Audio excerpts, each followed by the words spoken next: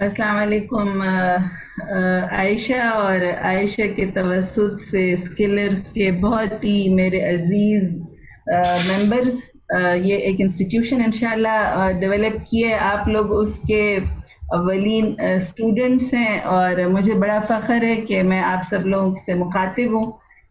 आयशा, अगर आप मुझे मेरा वो ज़रा अलाउ कर दें, मैं ज़रा वो हेडफोन में अपने मोबाइल से लगाना है, तो वो होस्ट की तरफ से अलाउ नहीं है, तो ज़रा अगर अच्छा। तुम मुझे, हाँ जी, तो वो ज़रा कर दो तो मैं ज़रा होस्ट प्लीज चेक। वैसे मैम आपकी आवाज़ बिल्कुल ठीक आ रही है, आप प्लीज़ कंटिन्यू करें, लेकिन मैं ये ज़रा उससे रिक्वेस्ट वो कर रही हूँ चेक एडमिन को। होगा अपने लोगों के ठीक साथ। है। अच्छा, ठीक है। मैं अपना वो प्रेजेंटेशन शुरू करने से पहले ज़रा अपनी फैमिली के बारे में भी अगर ज़रा बता दूं, तो वो जो कहते हैं strong families make strong societies, तो मैं जब अपना पीएचडी कर रही थी फैमिली स्टडीज का, तो मैंने उसमें एक चैप्टर अपनी फैमिली के बारे में यानी मुख्तलिफ जगहों से ढूंढ ढांड के और सारी चीजें जब वो इकट्ठी की, तो मैंने उसके शुरू में ही लिखा कि मैं एक ऐसी खुशकिस्मती से, एक ऐसी फैमिली से बिलोंग करती हूँ जो कि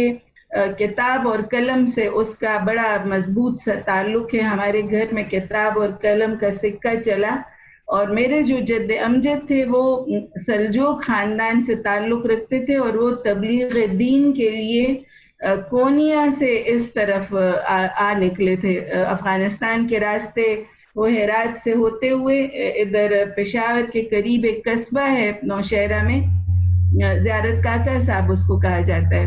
और जिसने भी कोनिया अगर किसी ने देखा हो और वो ज़ियारत काका साहब में निकल आए, तो बहुत ज़्यादा सिमिलरिटीज़ हैं उसकी।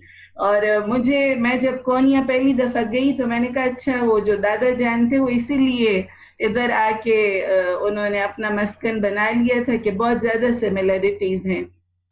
और फिर वो उनका मज़ार जो है वो अकोड़ा खटक में खुशहाल खान बाबा के मज़ार के साथ ही उनका मज़ार भी है, और वहाँ से हमारा ये सफ़र शुरू होता है। और फिर बहुत बड़े यानी इल्म का और उसका बड़ा बहुत ज़्यादा हमारे ख़ानदान में अल्हम्दुलिल्लाह उसका तज़किरा हुआ। मेरे जो दादा जान और नाना जान थे, दोनों, उनका पैशन था कि उनकी औलाद जो है वो इल्म और फजल में दुनियावी लिहाज से भी और दीनी लिहाज से भी, तो उन्होंने उस जमाने में अपने बच्चों को देवबंद भी भेजा। और मेरे जो दोनों बड़े ताया और मामू, वो देवबंद के फाजिल थे। और फिर जब वो मेरे बड़े ताया जान देवबंद से आए 1950 में, तो उनको वो फिर कोलंबिया यूनिवर्सिटी गए, और वो पाकिस्तान के पहले पीएचडी डॉक्टर हैं लाइब्रेरी साइंस में। और हारून रशीद साहब जो मशहूर कॉलम निगार हैं, उन्होंने जब हमारे ख़ानदान के बारे में ज़रा थोड़ी सी रिसर्च की है और एक मजमून लिखा है, तो उन्होंने कहा उन इस ख़ानदान की यानी इल्म से दिलचस्पी को मद्देनज़र रखते हुए कहते हैं, आप अगर जाएंगे गहरे नज़र से उनको देखेंगे, तो बस हर जगह आपको इल्म से मोहब्बत नज़र आएगी। मैं इसलिए इसका जिक्र कर रही थी कि मेरी नानी और दादी में मेरे अब्बू लोग माशाल्लाह 10 बहन भाई, और मेरे यानी अम्मी लोग 7 बहन भाई हैं, और उन 17 लोगों की माशाल्लाह 81 औलाद हैं, और 81 मेरे इमीडिएट कजन्स हैं। तो मैं एक जगह पर कह रही थी, मैंने कहा अगर मेरी नानी और दादी ने फैमिली प्लानिंग की होती, तो आज सूबा सरहद, आज का खैबर पख्तूनख्वा एक बहुत बड़ी फैमिली से और एक बड़े खानदान से महरूम रह चुका होता। उन 17 लोगों की अब माशाल्लाह हमारा अपना जो क्लोज खानदान है वो तकरीबन 500 से 600 के दरमियान अब उसके अफराद है अल्हम्दुलिल्लाह। और मैं इसलिए आपको बता रही हूँ कि strong families make strong societies जो मेरा टॉपिक है, मैं उसका खुद एक यानी एक ऐनी शाहिद हूँ, और ये शाहिद हूँ कि मैं बहुत यंग एज में विडो हो गई थी, और मेरे 2 बच्चे थे छोटे छोटे। तो अगर मेरी फैमिली ना होती, मेरे साथ मेरा खानदान ना होता, तो शायद आज मैं जो काम कर रही हूँ वो कभी भी ना कर पाती। تو خاندان بہت زیادہ ضروری ہے ایک انسان کی ڈیولپمنٹ کے لیے اور فیملی. اور پرسوں مجھے بڑا اچھا لگا جب اعجاز شفیع گیلانی صاحب نے اس پوسٹ کووڈ دور میں 3 ایریاز کا ذکر کیا تھا، ایک ایجوکیشن، ایک ورک پلیس اور ایک فیملی، کہ ان تینوں کے اوپر بہت زیادہ کام کی ضرورت ہے اور ان تینوں کو بہت زیادہ خطرات لاحق ہیں. تو میں اپنا یعنی جو پیغام ہے وہ تھوڑا سا شیئر اب کرنا چاہتی ہوں کہ پروفیسر خورشید صاحب نے جب میری پی ایچ ڈی کا تھیسس کمپلیٹ ہو گیا تو میں نے ان کو اپنا تھیسس بھیجا اور وہ بہت زیادہ خوش ہوئے اور بہت ہی خوبصورت پیش لفظ اس کے اوپر لکھا ہے. بدقسمتی میں ابھی تک اسے چھپوا نہیں سکی، لیکن انشاءاللہ جلدی کوشش کروں گی کہ اسے چھپوا بھی سکوں. انہوں نے اس کے آغاز میں مجھے کہا کہ بیٹا ہر معاشرہ جو ہے وہ 3 اس کے بلڈنگ بلاکس ہوتے ہیں، وہ 3 چیزوں کے اوپر بیس کرتا ہے ہر سوسائٹی جو ہے. وہ یہ کہ وہ تب ترقی کرتا ہے کہ جب پہلی اور سب سے اہم چیز اس کی وہ تصورات ہوتے ہیں، وہ اقدار ہوتی ہیں، وہ ویلیوز ہوتی ہیں، اور وہ نسب العین ہوتا ہے، اور وہ گولز ہوتے ہیں، وہ ہدف ہوتا ہے جن پر کوئی تہذیب قائم ہوتی ہے، اور وہی اس کی اصل شناخت ہوتی ہے. اس کو ویژن کہا جاتا ہے. یعنی پہلا جو بلاک ہے وہ اس کا ویژن ہے. دوسرا جو بلاک ہے وہ ہے کہ جو بھی اس کے اندر مرد اور عورتیں وہ ان کی کیپیسٹی کیا ہے اور وہ کیا رول پلے کر رہے ہیں اس سوسائٹی کو بلڈ اپ کرنے میں، اور وہ اپنے وہ جو ان کا ویژن ہے اور وہ جو ان کے گولز ہیں کیا وہ اس کے لیے کام کر رہے ہیں یا وہ ویسے ہی اپنی زندگی جو ہے وہ گزار رہے ہیں.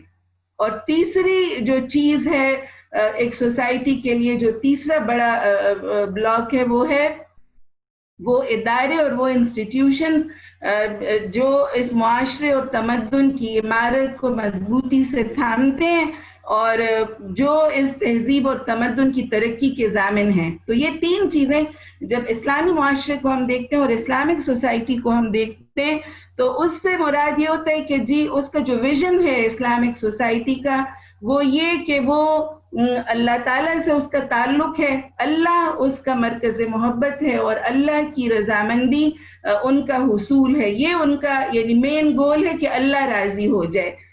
دوسرا جو اس میں کہ مرد اور عورت اس میں کیا کام کر رہے ہوتے ہیں، تو اسلامی سوسائٹی میں ہر مرد اور ہر عورت سے اللہ تعالیٰ چاہتا ہے کہ وہ حق اور خیر کی ترویج میں کام کرے، امر بالمعروف اور نہی عن المنکر کا کام کرے، اور وہ اس جو اللہ کی زمین ہے اور جو اللہ کے بندے ان پر اللہ کے نظام کو قائم کرنے کی جدوجہد کرے.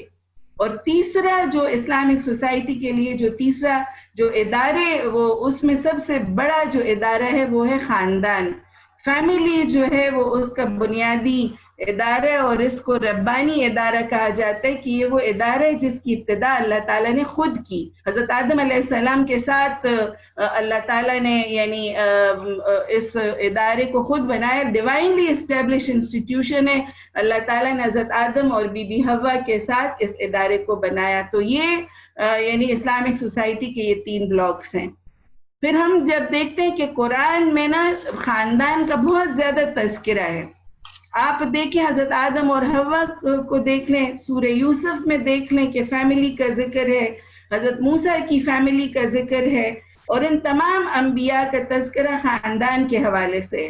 جتنے بھی انبیاء ہیں ان کی کسی کی اچھی بیویاں، کسی کی بری بیویاں، کسی کے اچھے بیٹے، کسی کے برے بیٹے. حضرت موسیٰ علیہ السلام کے ساتھ تو وہ عورت کا اتنا زیادہ تذکرہ ہے جیسے حضور نبی کریم صلی اللہ علیہ وسلم کی زندگی میں عورت کا بڑا ڈومیننٹ اور ڈائنامک سا رول ہے. اسی طرح ہمیں حضرت موسیٰ علیہ السلام کی زندگی میں بھی ان کی ماں، ان کی بہن، ان کے آگے جب وہ جاتے ہیں تو حضرت آسیہ رضی اللہ تعالیٰ عنہ، پھر وہ آگے جب جاتے ہیں تو وہ جو 2 بہنیں ان کو ملتی ہیں، پھر وہ ان میں سے ایک کو اہلیہ بنا کے لے آتے ہیں اور پھر انہیں نبوت ملتی ہے. تو یہ سارا یعنی جو تسلسل ہے اس میں خاندان کا اور فیملی کا بہت زیادہ تذکرہ ہے. اور ہم جب قرآن میں جب بھی انبیاء کا تذکرہ سنتے ہیں اور حضور نبی کریم صلی اللہ علیہ وسلم کے لحاظ سے بھی جب دیکھتے ہیں تو حضرت عائشہ کا تذکرہ، حضرت زینب کا تذکرہ، پھر وہ یعنی بہت زیادہ حضور نبی کریم صلی اللہ علیہ وسلم کی ازواج مطہرات کا بھی تذکرہ ہے. تو خاندان کا جو ارتقاء ہے وہ کہ انسانی فطرت جو ہے وہ معاشرت کی محتاج ہوتی ہے. آپ دیکھیں کہ کسی کو سخت سزا دینی ہو نا تو اس کو کال کوٹڑی میں قید تنہائی میں ڈالا جاتا ہے. یہ انسان کے لیے سخت ترین سزا ہے، اس لیے کہ اس کی فطرت میں ہے کہ وہ اکٹھا جینا چاہتا ہے، اور اس کی جو وحدت ہے وہ کہتے ہیں اللہ اکیلا ہے اور بس تنہائی جو ہے وہ اسی کے ساتھ سجتی ہے. انسان کو اس نے معاشرت کا محتاج بنایا ہے. اور فیملی جو ہے وہ میاں بیوی اور اولاد پر مشتمل ایسا باہمی ربط ہے جو کہ پائیدار ہو اور جو کہ مستقل چلنے والا ہو. ہمیں جو فیملی کا تذکرہ ہمیں سورہ نساء میں ملتا ہے، اور مجھے اگر کبھی ٹائم ملا تو انشاءاللہ میں آپ کو ضرور خطبہ نکاح سے ضرور آگاہ کروں گی کہ آج کل کے جو بچے ہیں تو ان کو شادی کے اس میں بالکل نکاح کے خطبے کی اہمیت جو ہے وہ ان کو نہیں پتہ ہوتی. ان کو تو بس وہ بچے کو تو صرف کہا ہوتا ہے کہ تم نے 3 دفعہ قبول کرنا ہے، اور بچی کو تو پتہ ہی نہیں ہوتا، وہ تو پارلر میں ہوتی ہے. اور بس آج کل یہ رواج ہے کہ جی جب نکاح کا اعلان ہو جاتا ہے تو بلا وجہ وہ لوگ رونے بھی لگ جاتے ہیں. مجھے آج تک نہیں سمجھ آئی کہ زندگی کی سب سے زیادہ خوشی والے موقع پر لوگ روتے کیوں ہیں. تو اس کی جو خطبہ نکاح کی جو پہلی آیت ہے وہ ہے بسم اللہ الرحمن الرحیم. اچھا، اس سے پہلے کہ میں آپ کو یہ خطبہ نکاح کی آیت سناؤں، مجھے اگر کچھ سمجھ آ جائے کہ لوگوں کو کچھ میری بات سمجھ بھی آ رہی ہے کہ نہیں، میں بس بولے ہی چلی جا رہی ہوں، اس لیے کہ ریسپانس کا نہیں پتہ چلتا نا. تو آپ چیٹ باکس میں بھی لکھ سکتے ہیں ریسپانسز، اور آپ پلیز اپنا انمیوٹ کر کے بھی ضرور بات کر سکتے ہیں. اور آپ لوگ نا ضرور کویسچن بھی ابھی سے لکھ لیں کہ آپ لوگوں کو سمجھ آ رہی ہے میری بات کہ نہیں، اس لیے کہ اگر سمجھ نہ آ رہی ہو تو میں اس کو تھوڑا سا ذرا دوسرا رخ دے دوں، لیکن اگر آپ کو یہ صحیح لگ رہا ہے تو میں انشاءاللہ آگے چلتی ہوں. تو ڈاکٹر صاحبہ اشتیاق بات کر رہا ہوں. بات سمجھ بھی آ رہی ہے، اور یہ بات ہی بہت ہی آپ نے عملی کی ہے کہ یہ لڑکیاں اور ہماری بچیاں شادی وقت جو روتی ہیں، حالانکہ یہ واقعی بڑا اللہ کا احسان اور خوشی ہوتی ہے. بہت اہم پوائنٹ ہے. اور میں ویسے اپنی کلاسوں میں بچیوں کو یہ کہتا ہوں کہ شادی ہو تب بھی روتی ہیں، نہ ہو تب بھی روتی ہیں. ہمیں شکر گزار ہونا چاہیے. اور میں یہ پوائنٹ اس لیے بھی دہرانا چاہ رہا تھا کہ آپ کو پتہ چل جائے کہ ہم سب بڑی توجہ سے سن رہے ہیں. جزاک اللہ خیر. بہت شکریہ، بہت شکریہ. تو یہ نکاح کا خطبہ اشتیاق بھائی اور اسکلرز کی تمام ٹیم، عائشہ، ضرور ہم ایک دفعہ نا ضرور اس کو الگ سے بھی انشاءاللہ اس کو وہ کریں گے، اس لیے کہ اتنی بڑی چیز ہے کہ آج بچوں کو چونکہ پتہ نہیں ہوتا کہ ہم نے کتنے بڑے رب کے نام کے ساتھ ایک دوسرے کے ساتھ ایک بڑا کانٹریکٹ سائن کیا ہوا ہے، اس لیے ان کو پھر کچھ سمجھ بھی نہیں آتی کہ یہ کتنا بڑا ہم نے عہد کیا تھا اللہ کو دعا کر کے تھا. تو اگر یہ ہمارے ذہن میں مستقل موجود ہو اور ہم بار بار اس خطبہ نکاح کا ریفریشر کورس کرائیں تو جن کی ہوئے ہیں وہ بھی انشاءاللہ صحیح رہیں گے، اور جن کی ابھی نہیں ہوئے تو ان کو بھی پتہ چلے گا کہ شادی جو ہے وہ صرف میک اپ کا، کھانے کا، ولیمے کا، مائیوں کا اور دھوم دھڑکے کا نام نہیں ہے. شادی ایک بہت بڑی ذمہ داری اور ایک بہت بڑا زندگی کا فریضہ ہے جس کو بہت زیادہ اعتماد کے ساتھ اور بھروسے کے ساتھ انشاءاللہ ہم نے شروع کرنا ہے. تو سورہ نساء کی پہلی جو آیت ہے وہ ہے بسم اللہ الرحمن الرحیم. یا ایھا الناس اتقوا ربکم الذی خلقکم من نفس واحدہ وخلق منها زوجها وبث منهما رجالا كثيرا ونساء واتقوا الله الذي تساءلون به والارحام ان الله كان عليكم رقيبا.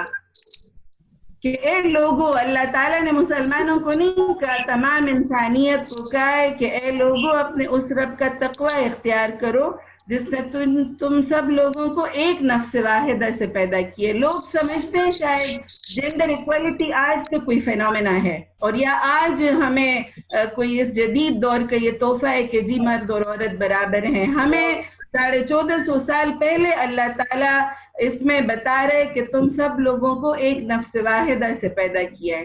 ٹھیک ہے, یہ بہت بڑا بینر ہے جینڈر ایکوالٹی کا. یہ سورہ نساء کی جو پہلی آیت ہے کہ اللہ ہمیں کہتے ہیں کہ تمہیں جنت اور دوزخ بھی ایک جیسے ملے گی, تمہیں تمہارے اوپر احکام بھی سارے ایک ہی جیسے لاگو ہے, نماز, روزہ, حج, زکوٰۃ, ہر چیز میں مرد اور عورت کو اللہ تعالیٰ نے ایک ہی طرح کا بنایا ہوا ہے. اور پھر کہا وَخَلَقَ مِنْهَا زَوْجَهَا, اور پھر اس سے اس کا جوڑا بنایا. زوج کہتے ہیں پیر کو, 2 ہاتھ, 2 آنکھیں, 2 پاؤں, 2 ہونٹ, جو ایک دوسرے کو کمپلیٹ کرتے, کمپلیمنٹ کرتے اور سپلیمنٹ کرتے ہیں, ایک دوسرے کی برائیوں کو یعنی چھپاتے ہیں, ایک دوسرے کا لباس ہے, لباس جیسے ایک دوسرے کے ساتھ ٹچ ہوا ہوتا ہے. اسی طرح سے جو خاندان ہے اور جو میاں بیوی ہیں وہ ایک دوسرے کا لباس ہوتے, ایک دوسرے کی خوبصورتی اور زینت کو بڑھاتے ہیں, ایک دوسرے کو گرمی سردی سے بچاتے ہیں, زندگی کی مشکلات میں ایک دوسرے کا ساتھ دیتے ہیں. تو یہ اللہ تعالیٰ فرماتے ہیں کہ اسی سے پھر اس کا جوڑا بنایا, اور پھر اسی سے ہی پھر بہت سارے مرد اور عورتیں یعنی دنیا میں پھیلے.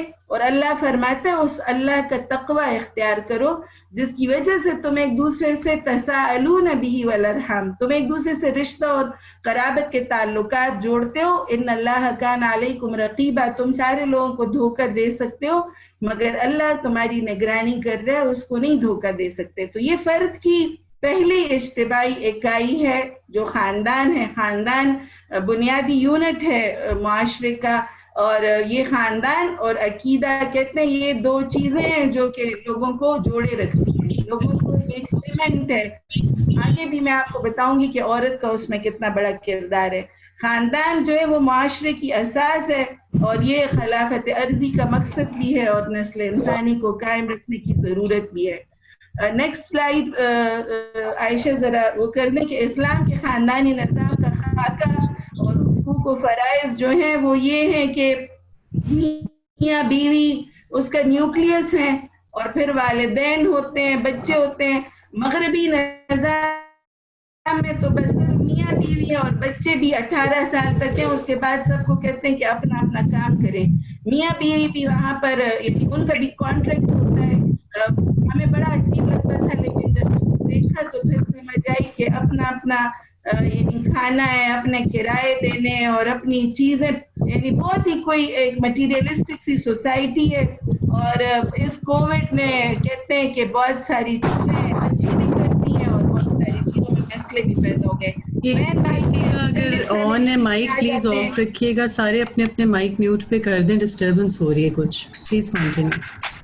دوست احباب بھی اس میں آ جاتے ہیں, فیملی میں ہمسائے بھی, جو اسلامی معاشرے کا وہ ایک بڑا جز ہے. اور اس کووڈ کے دور میں تو دیکھا ہے کہ جی جہاں رشتہ دار نہیں پہنچ پاتے تو ہمسایوں نے سب نے ایک دوسرے کا بہت زیادہ خیال رکھا ہے. ہمارے ملازم بھی ہماری فیملی کا ایک حصہ ہوتے ہیں, اور مجھے بڑا اچھا لگا ایک دفعہ میرے وہ بہنوئی نے مجھے کہا باجی جو ملازم ہے نا وفادار, وہ اولاد سے بھی زیادہ آپ کے کام آتے ہیں, اس لیے زیادہ انویسٹمنٹ جتنی آپ اولاد پر کرتی ہیں اتنا اپنے ملازمین پر کریں, وہ آپ کے زیادہ کام آئیں گے. اور زیادہ جو وفادار ملازم ہوتے ہیں وہ آپ کی اپنی اولاد سے بھی زیادہ کام آتے ہیں. تو اس کے اوپر بھی ضرور ہمیں توجہ دینی چاہیے. Next slide please.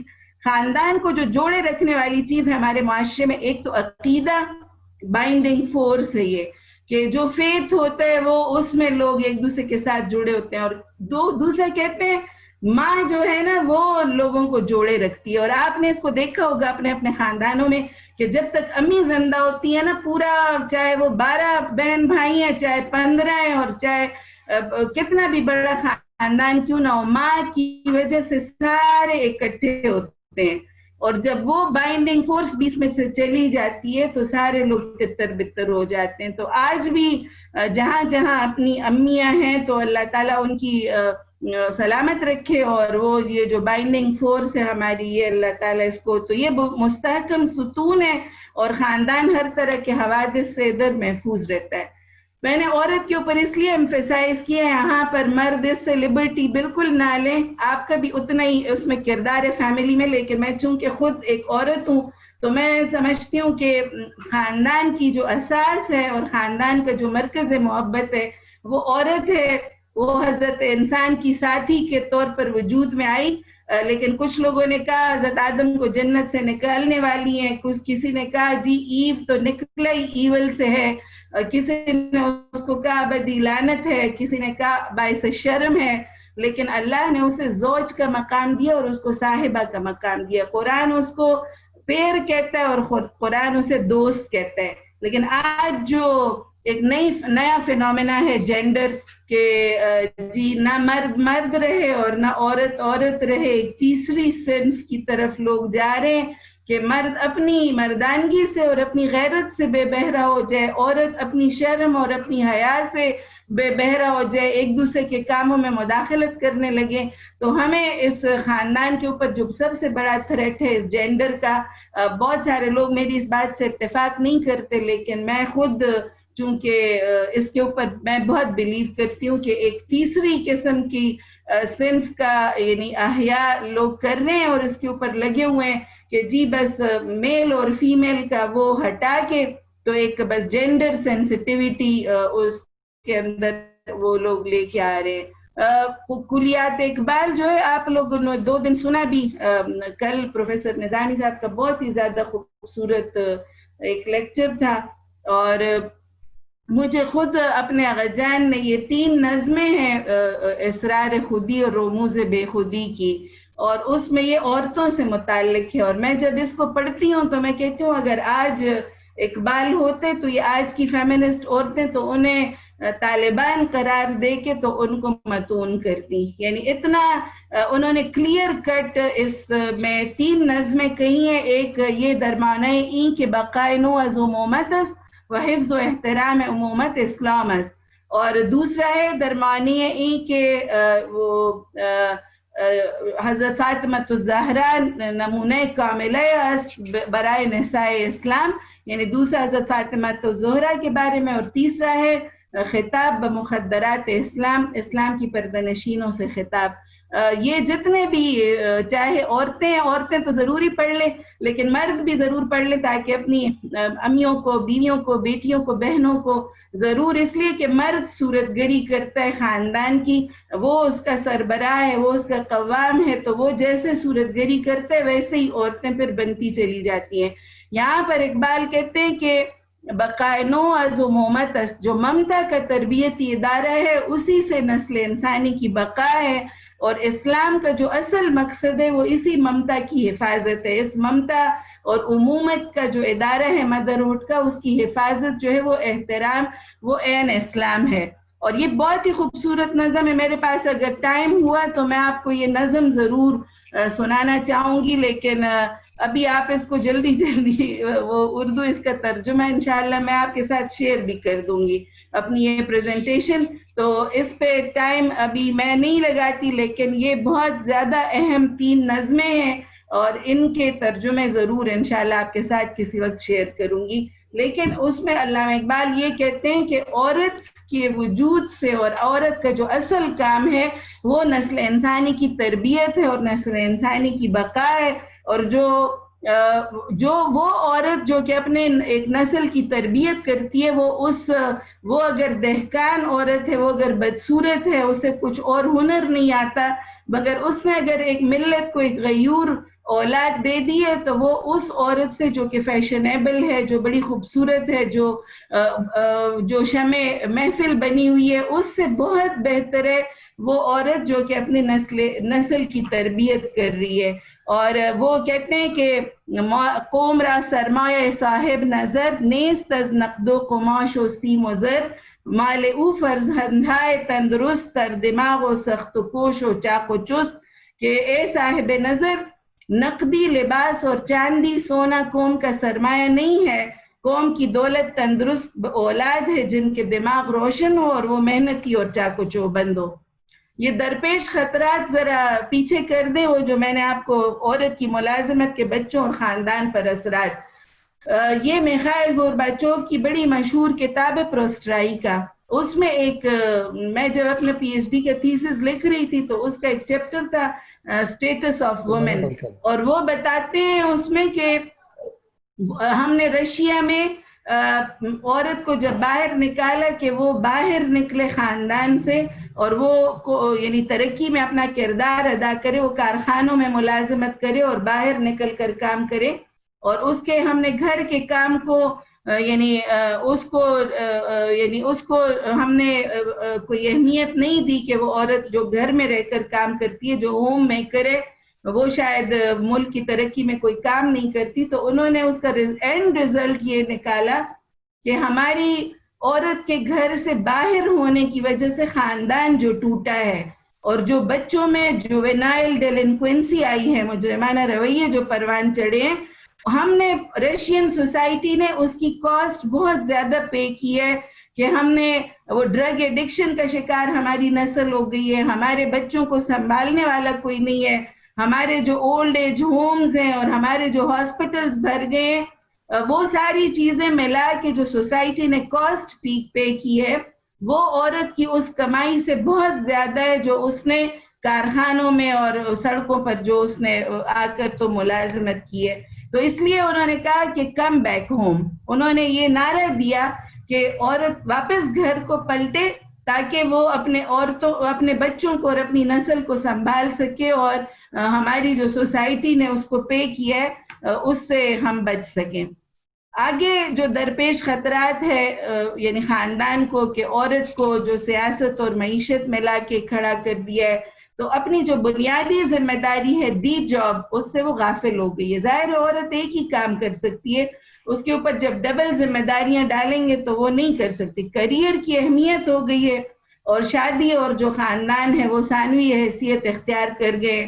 شادی سے گریز، ذمہ داری سے فرار. آپ نے اکثر بچوں کو دیکھا ہوگا کہ وہ جو ان کی شادی کی عمر ہوتی ہے اس میں کہتے ہیں نہیں ابھی ہم نے نوکری کرنی ہے، ابھی ہم نے پڑھنا ہے اور ابھی ہم ذرا سیٹل ہو جائیں. وہ سیٹل ہونے کی نوبت ہی نہیں آتی اور معاشرہ جو ہے وہ مختلف مسائل کا شکار ہو رہا ہے. اکیلی ماؤں کا مسئلہ، یعنی مرد تو پھر چلا جاتا ہے لیکن جو سنگل پیرنٹس جو عورت کے ذمہ وہ اس کے بچے بھی آ جاتے ہیں. میں نے نیو یارک کی سڑکوں پر وہ کہتے ہیں نا بیبیز ہیو بیبیز، کہ وہ خود بھی 13-14 سال کی بچیاں اور ان کے ساتھ چھوٹے چھوٹے بچے بھی، اور ان کو کوئی سنبھالنے والا اور کوئی والی وارث نہیں ہوتا. تو خاندان اس طرح سے ٹوٹ رہے ہیں.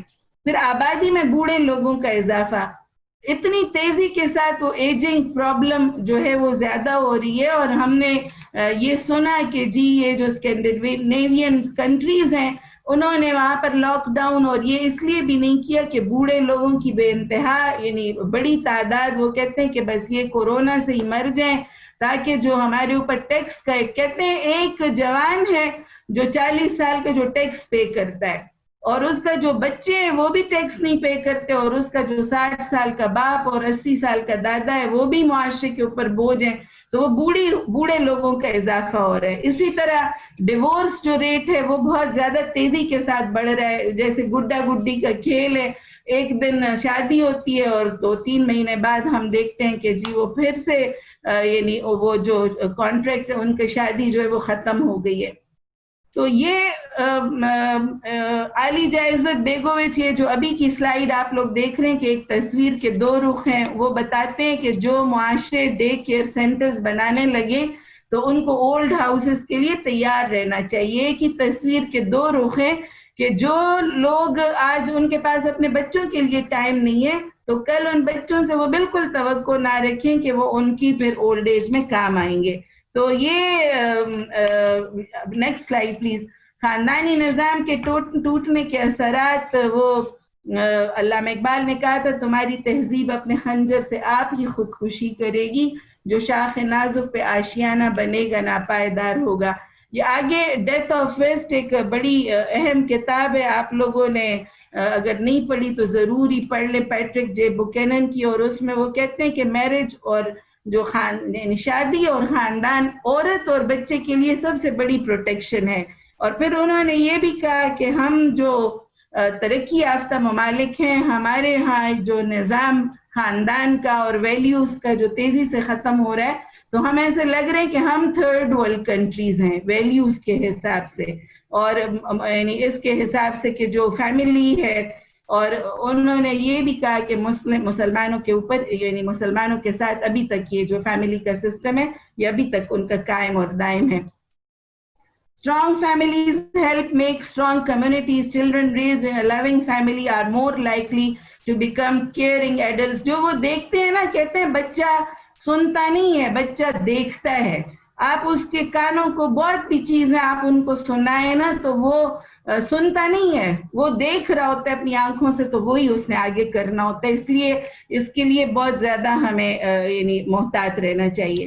پھر there is a famous quote, a nation is only as strong as its family. جیسا اس کا خاندان کا نظام ہوگا ویسے ہی مضبوط جو ہوگی وہ قوم ہوگی. اور ایک دوسرے کو سپورٹ کرنا چاہیے ایموشنلی, فزیکلی, فائنینشلی.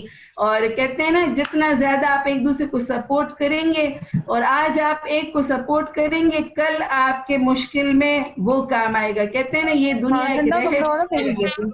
ریہٹ کی طرح ہے, آج ایک اوپر ہے دوسرا نیچے, وہ چلتا جا رہی ہے اس کا سلسلہ. اور ایک اور نیکسٹ سلائیڈ پلیز, کہ وہ the only rock that stay steady, the only institution that works is the family.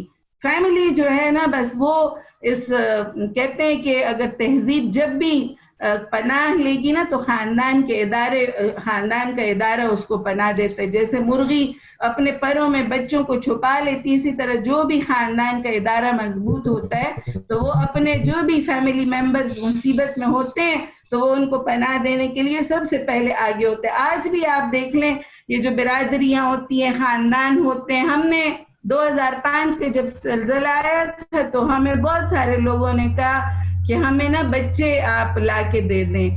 ایک سنگل بچہ ہمیں نہیں, ہمارے بہت بڑے بڑے سینٹرز تھے الخدمت کے, لیکن ہمیں کوئی بھی بچہ جو تھا وہ اسکولوں اور ان کے لیے تو انہوں نے دیے, لیکن انہوں نے کسی کا دور کا رشتہ دار بھی اگر تھا نا تو انہوں نے ہمیں کہا کہ ہم آپ کو بچے نہیں دیں گے, ہماری اپنی ذمہ داری ہے. تو یہ ابھی تک یعنی جو فیملی جو ہے وہ بیسک سوسائٹی بیسک یونٹ ہے. اور یہ کہ the strength of a nation derives from the integrity of the home. جتنا مضبوط گھر ہوگا اتنا ہی مضبوط اس کا خاندان ہوگا.